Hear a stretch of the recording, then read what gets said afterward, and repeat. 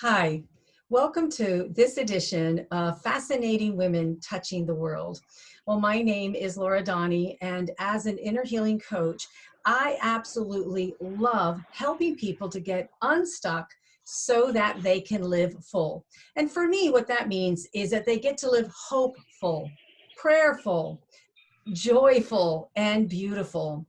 You know, as an inner healing coach, I see my role in two important ways, and that is as a spiritual coach as well as an emotional coach.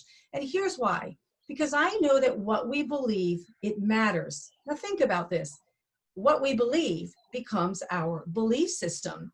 And so I am creating this platform for women, fascinating women touching the world, because I really believe that there are so many women that are using their gifts and talents from God, and they're changing the world around them. And I just want to be a part of highlighting what it is that they're doing. Well, I know that God is doing great things. And so, I'm using this platform to highlight what some of those things are. Well, today, my very, very special guest is someone that I met many years ago. Her name is Nicole. And one of the things I learned about Nicole really quickly is that she has a passion for animals.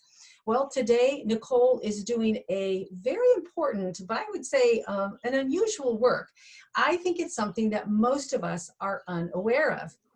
She's rescuing foxes, and to be even more specific, at times rescuing them from fur hunters, fur farmers. I didn't even know that kind of stuff was still happening. Well, some of these creatures that Nicole and others are rescuing, I would say that they are stuck. They're stuck in places of captivity and places of pain.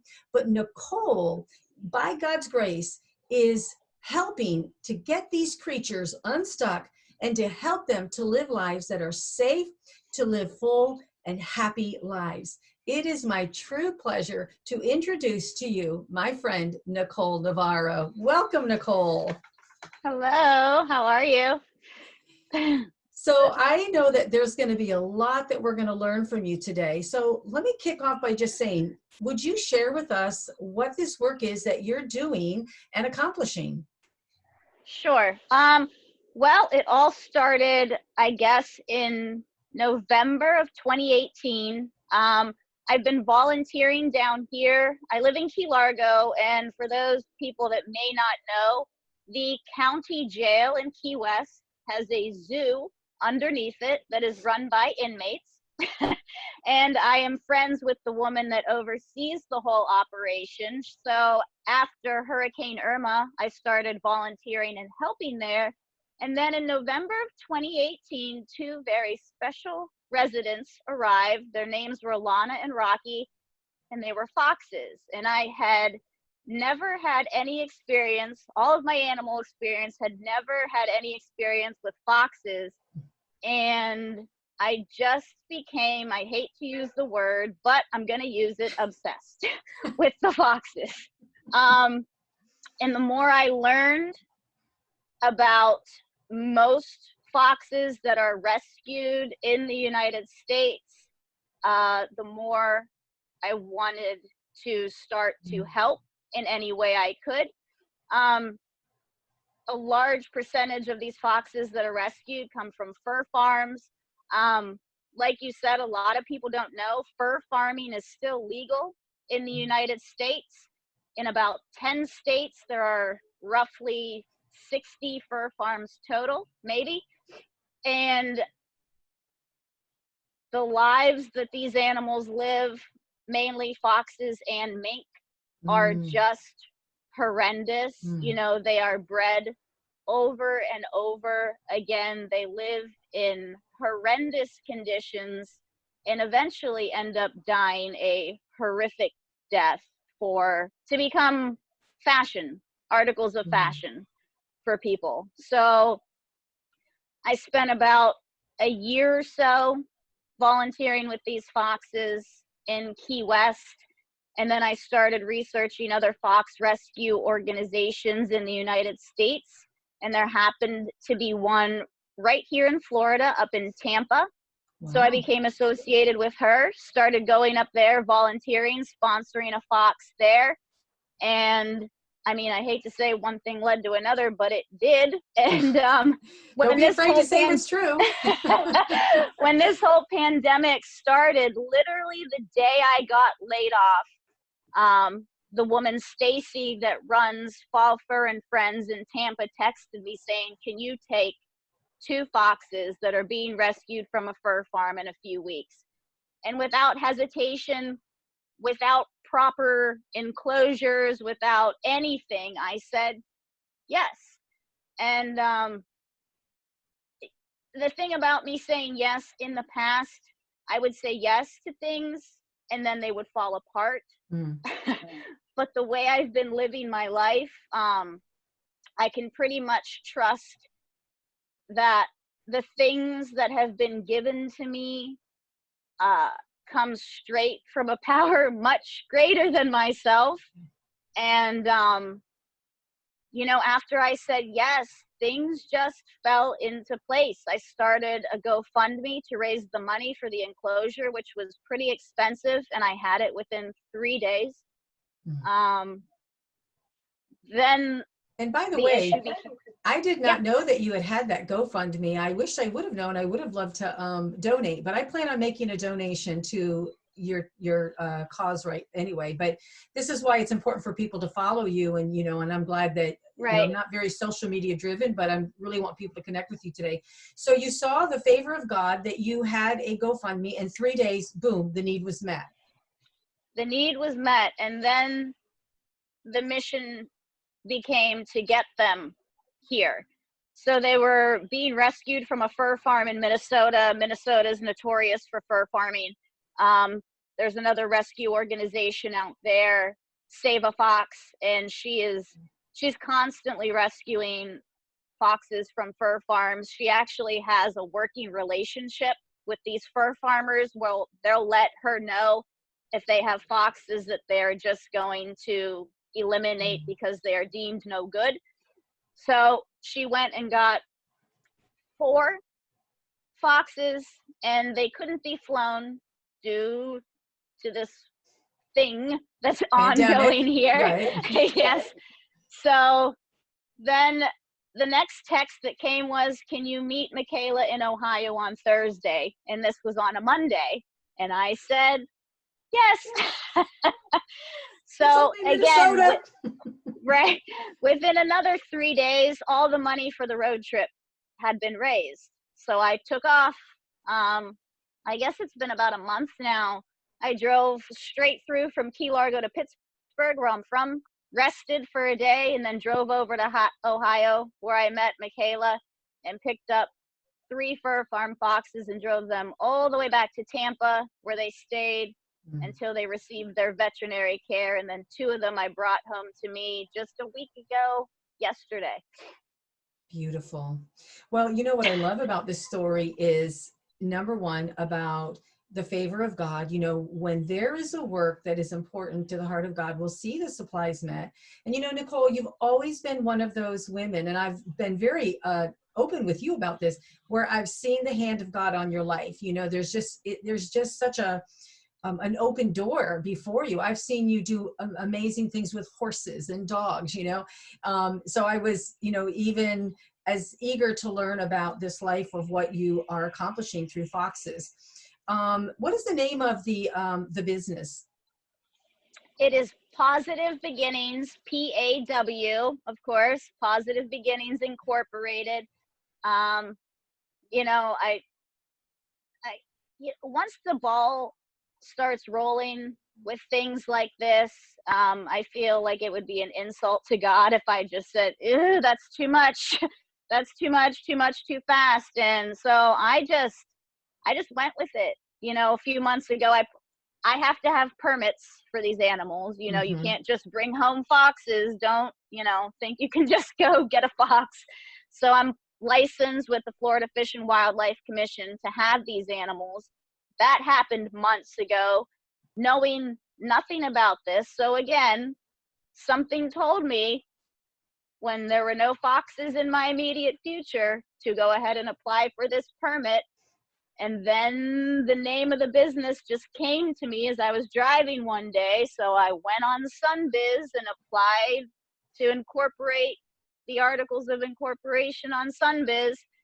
And then the next logical step was, becoming an official 501c3. And that application process to get approved typically takes 4 to 6 months. They sent it back to me in less than 2. Beautiful. I actually received the letter from the IRS the day after I brought these guys home. Perfect timing. That's that perfect divine timing. Well, one of my favorite scriptures is where it says that when we are faithful with little, God will give us more, right? He'll just keep expanding our territory. And I know that you and I were talking off broadcast about how, you've been given opportunities, in the past, and how this is especially meaningful to you because this is like birthed out of you, you would say. Right. But I just wanted to let you know that, the Lord does keep track of our faithfulness in caring for the little ground he starts us off with, and I had forgotten until I heard you mentioning it, but I do remember when you were working with the animals that were underneath the, the jail down there. And so, even being willing to do that work, it is linked, it is tied to this work that you're able to do today. And I hope that somebody listening to this, that, is wanting to be used by the Lord to do great things, that it is found in the small things first, right? Do not despise the day of small beginnings, right? Is that as we put our hands to the work that's before us, whether in Nicole's case, it's been with dogs, it's been with horses, it's been with cats. I remember when you were working in the halfway house, caring for all of the, hundreds of cats that are there.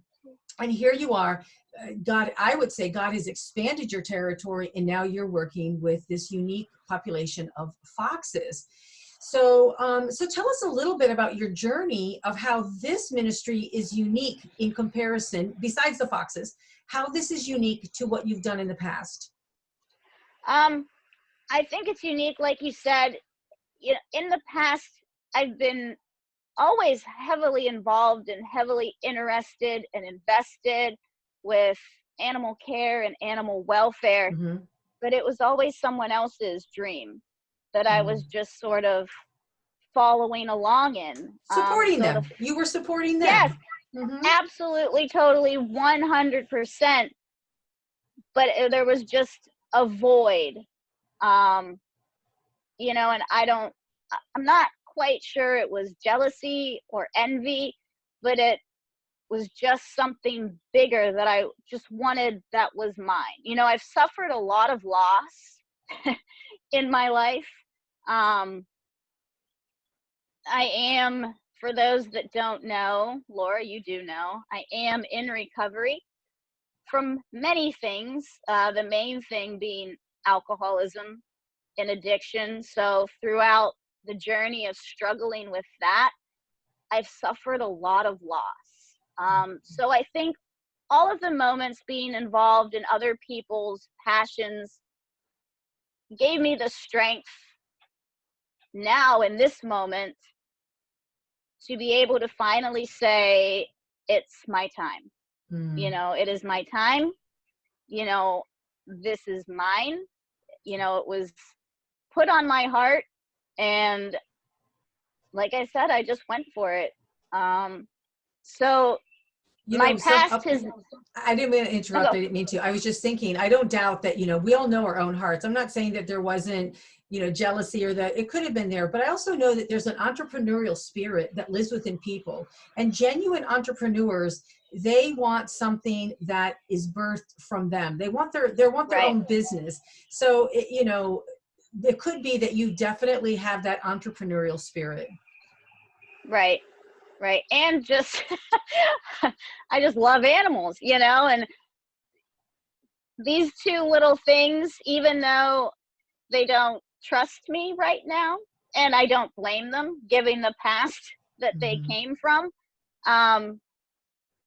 that's also a gift, because I've been through that personally, coming into a situation where I don't trust anyone. My past has scarred me so much that I may never trust you. And so I relate to these guys, you know, being trapped in my own cage for Mm, quite a long time, yeah. figuratively speaking. So well said. What happened to Nicole? Well, maybe she'll call in just a moment. We're still in the recording. Sometimes when you have a phone, anything strange can happen. So I'm hoping that she's able to jump back in and be here with us. You know, I love how Nicole is talking about this strange thing called being trapped. You know, we can be a human creature and stuck, right? I thought she was describing the need for inner healing so beautifully. And here she was talking about foxes. You know, foxes have learned not to trust people, and, you know, people have learned not to trust people often. So let me take just, here she is. She's popping back on here. I don't know what happened, but there she is. We're glad you could join us again. We I don't knew know what that you'd be happened. back. Anything can happen. Let's just keep going though. I was sharing about Okay. how it was so beautiful that you were talking about, you know, that foxes learn not to trust people, but that it's true for the human soul too. And so a part of Right. inner healing, you know, you're bringing inner healing to them because they have learned to be afraid. And a part of, you know, the work of emotional inner healing, and especially spiritual inner healing, is for people to learn how not to be afraid. So they're Right. learning to trust you. You're learning Right. that, you know, this is your business, and you're feeling passionate about that. And we talked, you know, about how much work it was to actually create this. But when you have a passion, right, it's like you're able to go over those hurdles, jump over those mountains that we talked about, you know, off screen. So Right. I'd like to hear about, you know, what's a fun fox fact that the average person, beginning with myself, doesn't know? Um, Fun fox Yeah. fact. These guys are in the wild, obviously. A lot of people associate them with like wolves traveling in packs, but Hmm. they're pretty much loners, which I can also relate to. Okay. The females are the more dominant in social settings, and they are quick. Their bones are sort of hollow, kind of like birds. So they've been clocked running anywhere between 30 and 40 miles an hour. And That's when they fast. bark, yeah, when they bark, uh, you think of a dog barking, but I've heard this the last 2 nights that they're becoming more comfortable. It sounds like a woman screaming for her life when they when they're excited, or when they're, you know, claiming their territory. So yeah, for the last 2 nights, I guess these guys are finally feeling comfortable that this is their home, so And they that's where are you're at right now. Is barking. you're actually out there with them, right now. Yeah, I guess we should have said that. I'm not in a cage. I mean, it's their enclosure. We don't like to use the word cage, but Right. and there's Libby right there Hi, Libby. scratching. Libby. She's like, oh, that feels so good. Oh, wow. And I think for some of us, we're surprised that there are white foxes. Honestly, I associate foxes with being red. Right. Well, there really are only a few natural occurring colors in the wild. All of these colors are from fur farmers Oh, breeding them and crossbreeding them to create desirable colors got it. Yeah, that makes for, sense. yeah. So no, that's definitely not a naturally occurring So color. now that you are involved with foxes, has there been anything about foxes that surprised you? Because I know that you haven't had a lot of background, but was there something about that breed of animal that was like, wow, that's interesting. I did not know that. I mean, I guess I've figured out little stuff all along the way, but they're, even though they're classified in the canine species, they are far more like cats, because Hmm. they will take you or leave you, you know, much like cats do. Yeah. They don't need you unless they think they need you. You know, they're not, I mean, some foxes that I've seen and that I've met can become extremely social and cuddly and chatty, but, you know, typically they're more like cats than dogs. I would never have guessed that. I remember in the past, you were involved with a special breeding, not a special breeding, a special training of dog. What is the name of that? Oh, it's called Shipton. It's Yes. I have to be it's like, careful with saying that word. yes. Okay. Okay. It's a very specialized training. Now, is there something in the training of a dog that you're finding super helpful in the training of these foxes? No. Okay. Mm-hmm. Short answer is no. You know, they're very, again, if they want to do it, they will. But, you know, these guys aren't domesticated. You know, it's been thousands and thousands and thousands of years domesticating a wolf into like a teacup chihuahua. Mm, You know, these guys have never been domesticated. You got know, it. it's a Mm-hmm. process of breeding those wild traits out of them over and over and over again for years and years and years. So instinctually, they'll be a fox. You know, even though these guys, before getting out of the fur farm, had never set foot on the ground because their cages are suspended. So Wow. everything just drops. Wow. You know, these guys started digging immediately, you know, burying their food. So instinctually, it's within them. So trying to train them to do anything, if someone isn't patient, they would get extremely frustrated Mm-hmm. extremely quickly. So I've just been kind of letting them be foxes. Mm-hmm. Um, you know, I'll reward them when they come to me. You know, you can't ever punish something that doesn't know any better, and I don't agree with punishment type training Mm-hmm. anyway. So if they come to me, they get a treat. Even if they don't come to me, I'll throw them a treat. You know, they just need to know that I'm not going to be the one to hurt them, Well, you know. I always believe that discipline is what you do for someone. Punishment is what you do to them. Right, Punishment is very self-centered. It's about us. Discipline is for them. And, right, you're right. This is just a time of their life to be able to just, number one, adapt, right. and kind of like take their collective breath. But that's so interesting that, no, even with all the years of the training with the dogs, it wouldn't really translate to this, just because it's such a different kind of breed. So I just learned something really important today.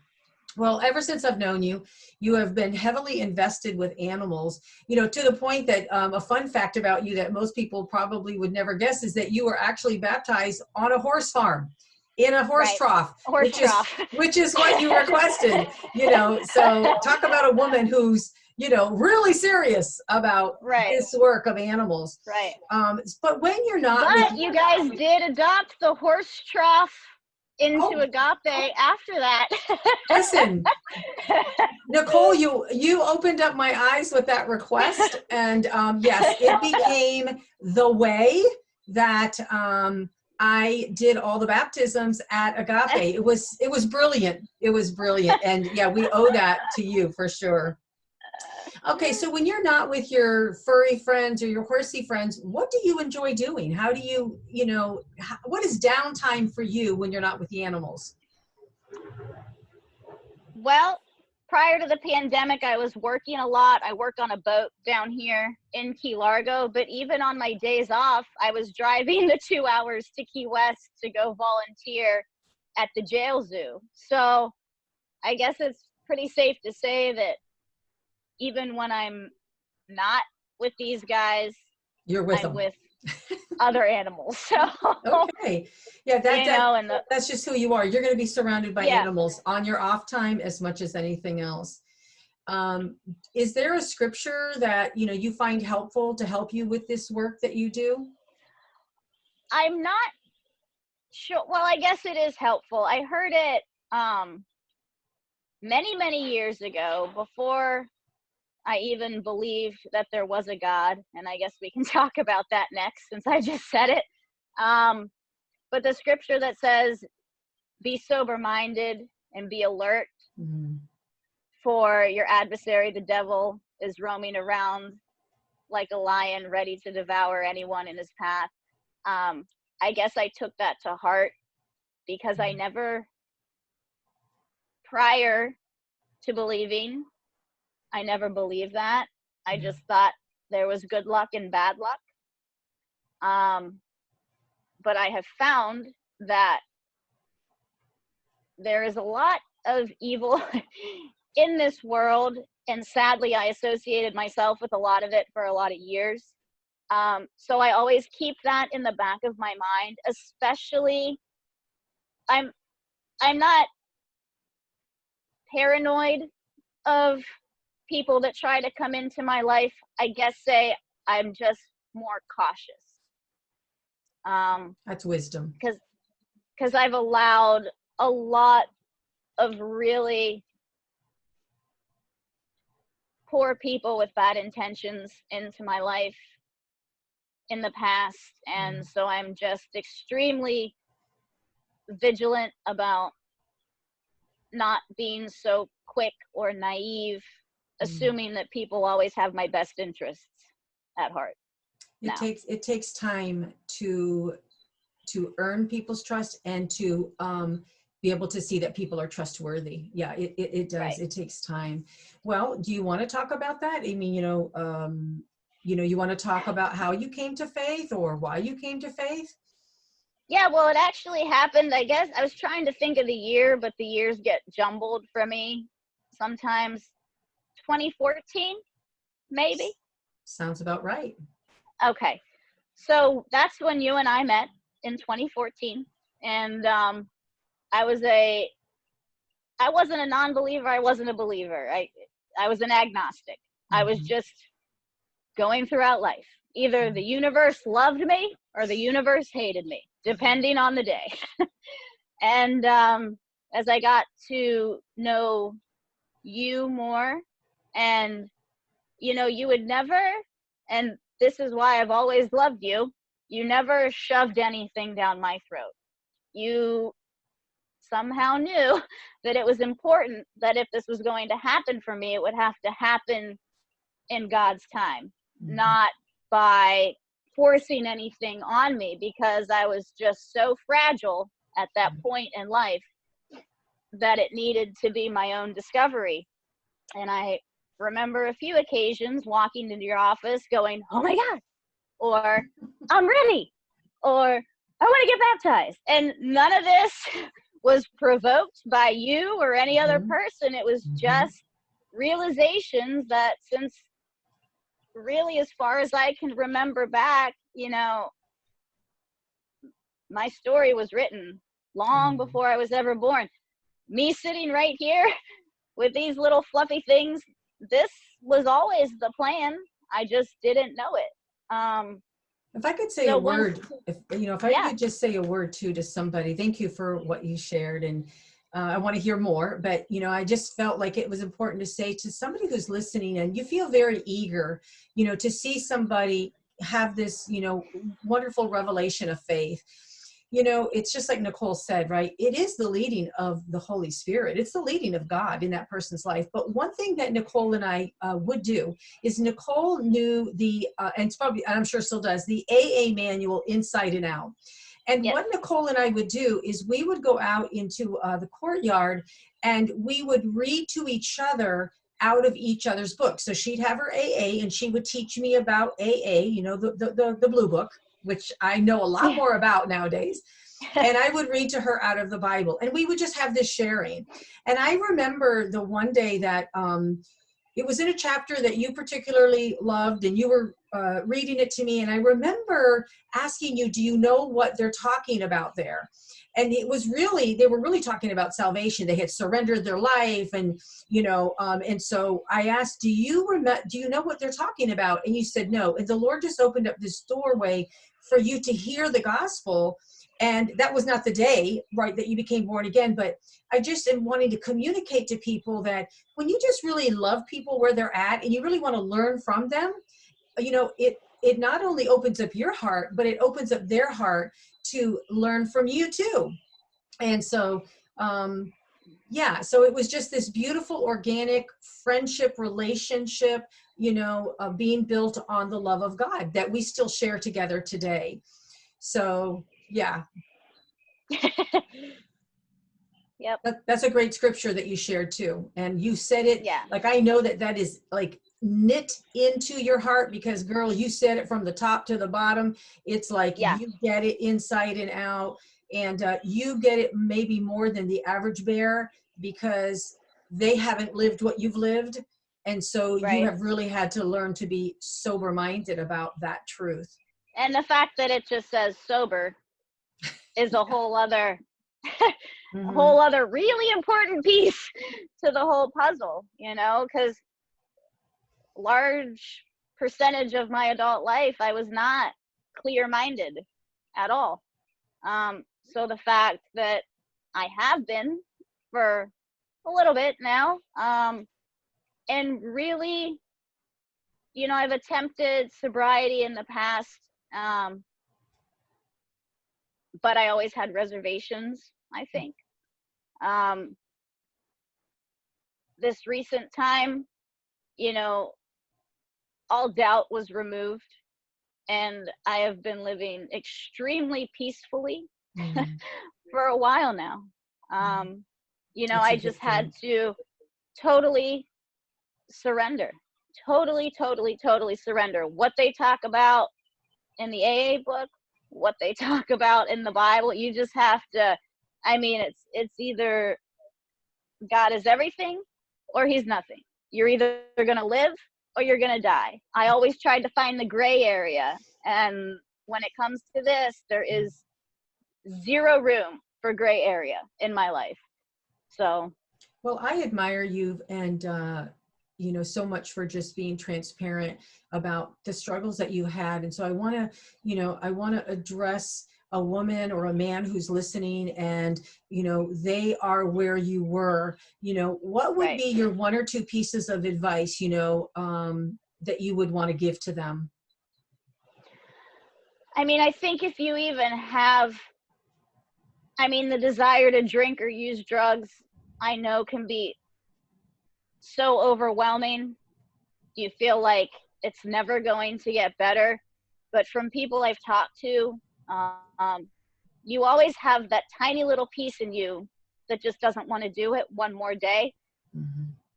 That's what you need to focus on. And that's what you need to hang on to. There were times I was ready to die, not take my own life, but, if I didn't wake up or if something happened to me, that was going to be okay. And once I started focusing, even though I was sick or whatever the case may be, in a situation that was so completely awful, I saw no way out, just focusing on the fact that I didn't want to be here. And just kept saying that to myself over and over again. This is not where I'm supposed to be. This is not how I'm supposed to die. This is not how this is supposed to end. And I think God will always meet you where you're at if you're willing. That's a big And part, isn't it? That willingness. I know that we didn't plan to talk about this, but I feel like it's a great place for us to talk about it. I know that one of the sheroes in your life is your mother. yes, And I have to say, I don't know that I ever shared this with you, but I have to say that your mom was a role model to me in breaking what I realize now is a false belief system. I'm going to share what that is. I always had this belief system because, you hear things and so you adopt them as your own because there can be a glimmer of truth in them. And, I was fond of saying, you can't want people's recovery more than they want it themselves. And I think that because there is a grain of truth that it sounds good. And so, right, as at a time in my life where we knew each other and I was a chaplain at the place where we were, Agape. I had found myself saying that at times, you know, because it can wear people out to love an addict, right? Right. And so there could be this temptation to say, you know, you can't want it more than they want it. But, you know, I want to tell you, Nicole, God changed my heart on that because of your mom. And this is what the Lord told me, to stop saying that. And he used your mom as the example that your mom wanted it for you, your recovery, more